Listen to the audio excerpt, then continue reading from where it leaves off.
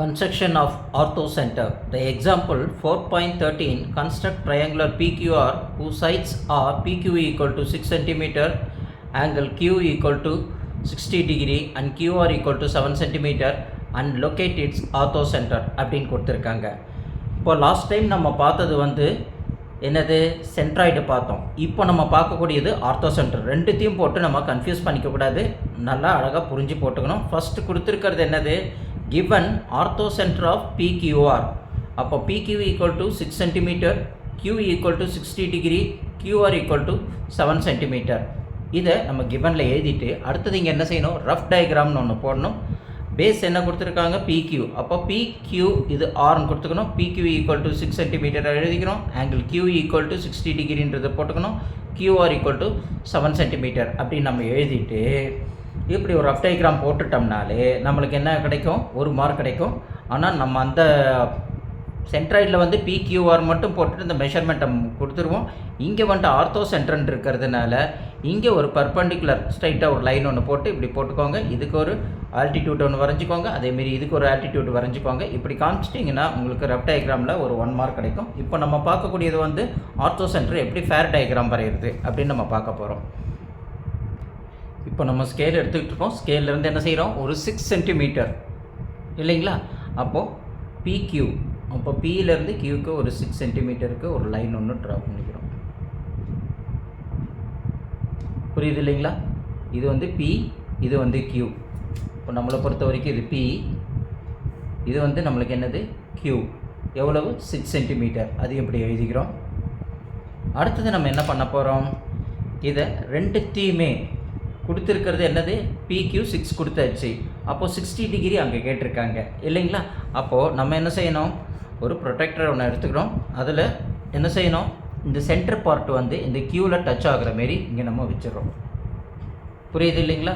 Q என்ன point வரும், இதுதான் நம்மளுக்கு Q அப்படின்னு நம்மளுக்கு தெரியும் இல்லைங்களா. இதுதான் நம்மளுக்கு என்னது Pன்றது நம்மளுக்கு நல்லாவே தெரியும்.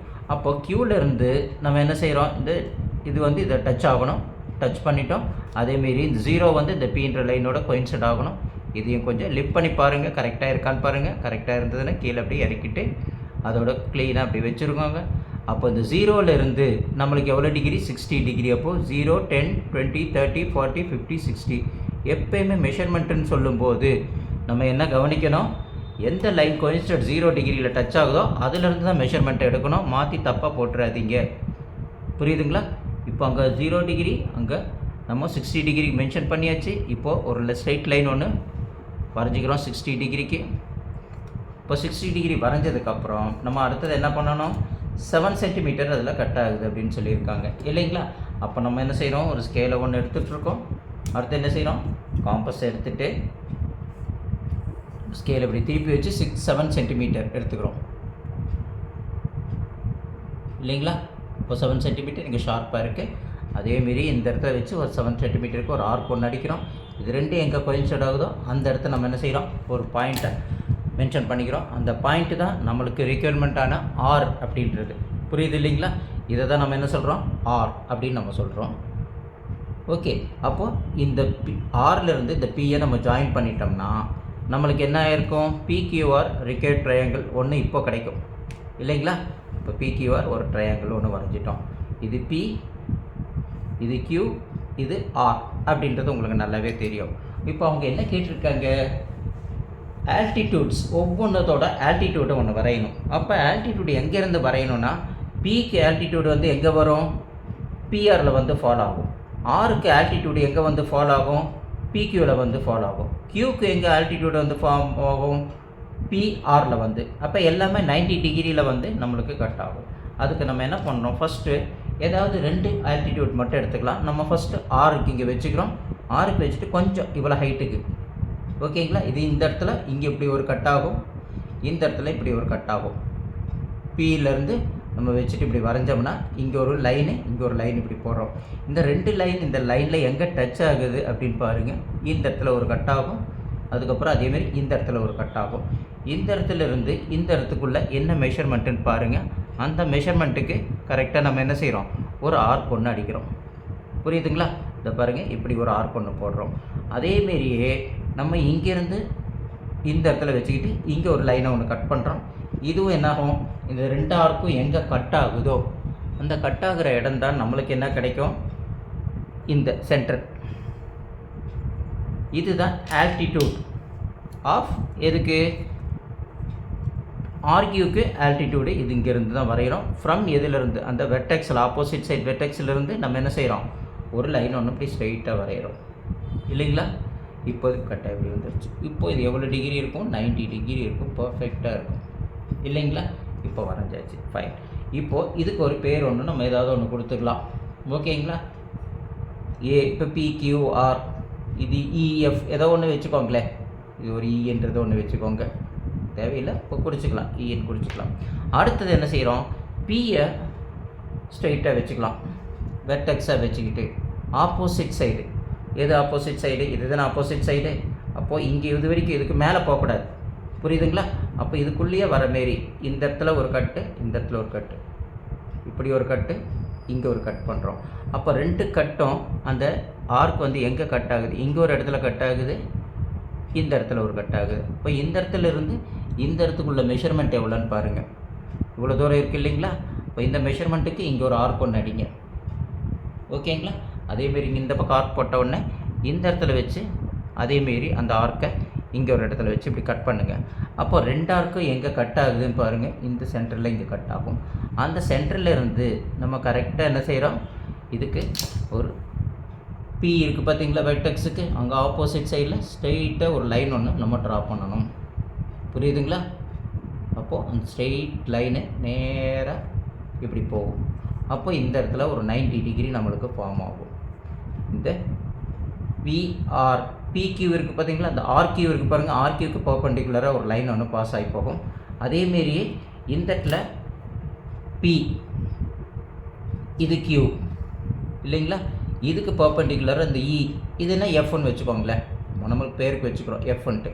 அப்போ இந்த 2 லைனும் எங்கே மீட் ஆகுது அப்படின்னு பார்த்தோம்னா இந்த சென்டரில் இந்த இடத்துல ஒரு மீட் ஆகும் இல்லைங்களா. இந்த இடத்துக்கு பேர் தான் நம்ம என்ன சொல்கிறோம், H அப்படின்னு நம்ம சொல்கிறோம். அந்த H தான் is called as an ortho centre. அப்போ Hன்னா ஆர்த்தோ சென்டர் அப்படின்னு ஞாபகம் வச்சுக்கணும். G வந்து அது சென்டராய்டு இல்லைங்களா. இப்போ நம்ம இங்கே பார்க்கக்கூடியது வந்து என்னது, ஆர்த்தோ சென்டர் தான் பார்த்துட்ருக்கோம். அதனால் அங்கே Hன்றது நமக்கு வருது, புரியுது இல்லைங்களா. இப்போ இவ்வளோ தான், நம்ம எல்லாமே வரைஞ்சாச்சு. திரும்பி ஒன்ஸ் அகெயின் ஒரு ரீகால் பண்ணுறோம். Construct the altitude from any 2 vertex.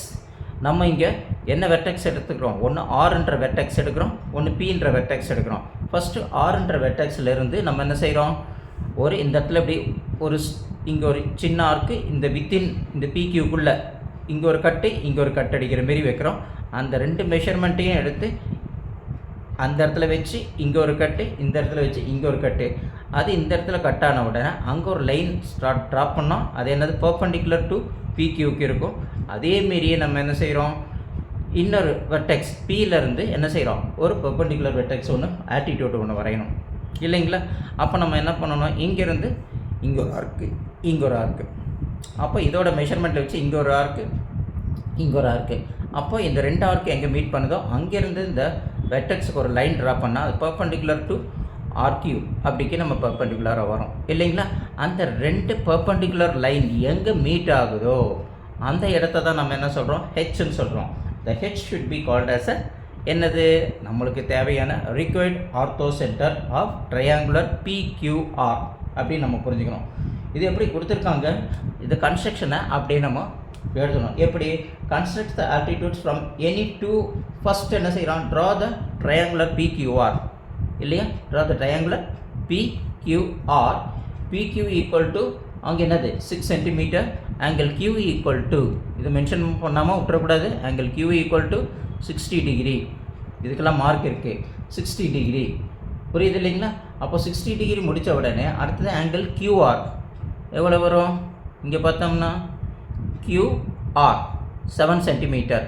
அப்போ அது மென்ஷன் பண்ணிக்கணும், 7 சென்டிமீட்டர் மென்ஷன் பண்ணிட்டோமா. அடுத்து locate it's an orthocentre. 1, 2, 3 points to be கிவனில் இருக்குது. அந்த 3 பாயிண்ட்ஸையும் நம்ம இங்கே எழுதியாச்சு. அதுக்கப்புறம் நம்ம என்ன செய்கிறோம், construct the altitudes from any 2 vertices. Any 2 vertices, which are the vertices we will choose, R and P தான் நம்ம சூஸ் பண்ணியிருக்கோம் இல்லைங்களா. நம்ம 2 சூஸ் பண்ணியாச்சு. தென் ஆப்போசிட் சைட்ஸ் ஆஃப் த பிக்யூ இல்லைங்களா. இப்போ ஆர்ன்ற வெர்டெக்ஸ் எடுத்தால் அது ஆப்போசிட் சைடில் பிக்யூன்ற லைனுக்குள்ள என்ன வந்து ஆப்போசிட் சைட்ஸ் ஆஃப் அ பிக்யூ வந்து என்ன செய்யும், அந்த பர்பண்டிகுலர் லைன் இங்கே கட் ஆகும். அதை நம்ம ஈன்ற ஒரு பாயிண்ட் வச்சு மார்க் பண்ணிக்கிறோம். அதேமாரியே பீன்ற வெர்டெக்ஸ் வச்சு ஆப்போசிட் சைடில் ஆர்கியூக்கு ஒரு லைன் போட்டோம்னா கியூஆருக்கு என்ன ஆகிடும், நம்மளுக்கு எஃப்ன்ற ஒன்று ஒரு பர்பண்டிகுலர் ஒன்று கிடைக்கும். இந்த ரெண்டு பர்பண்டிகுலர் வேர் இட் மீட்ஸ் அப்படின்னு பார்த்தா the points of intersection of altitude H is a orthocentre of the given PQR அப்படின்றத நம்ம புரிஞ்சுக்கிறோம். புரியுதுங்களா. இப்படி நம்ம அழகாக எழுதி போட்டோம்னா கன்ஸ்ட்ரக்ஷனோட போட்டோம்னா நம்மளுக்கு இது ஒரு 7 மார்க்ஸ் வந்துடும். ப்ளஸ் ரஃப் டயக்ராமுக்கு 1 மார்க்கு, மொத்தம் டோட்டலி நம்மளுக்கு எவ்வளோ மார்க் கிடைக்கும், 8 மார்க்கு கிடைக்கும். புரியுதுங்களா. ஸோ அதனால் நல்லா அழகாக உட்காந்து பொறுமையாக போட்டு கான்சன்ட்ரேஷனை சம்மில் கொடுத்து பென்சிலெல்லாம் நல்லா ஷார்ப் ஆக்கிக்கிட்டு என்னெல்லாம் வேணுமோ அதெல்லாம் பக்காவாக ரெடி பண்ணி வச்சுக்கிட்டு நம்ம வந்து ப்ராக்டிஸ் பண்ணி முதல்ல நல்லா பாருங்கள். புரியலைன்னா ஒரு வாட்டிக்கு 2 வாட்டி வீடியோவை நல்லா பாருங்கள். புரிஞ்சதுக்கப்புறம் நீங்கள் போட்டு ப்ராக்டிஸ் பண்ணுங்கள். உங்களுக்கு ஃபுல் மார்க் 8 மார்க்கு கிடைக்கும். புரியுதுங்களா.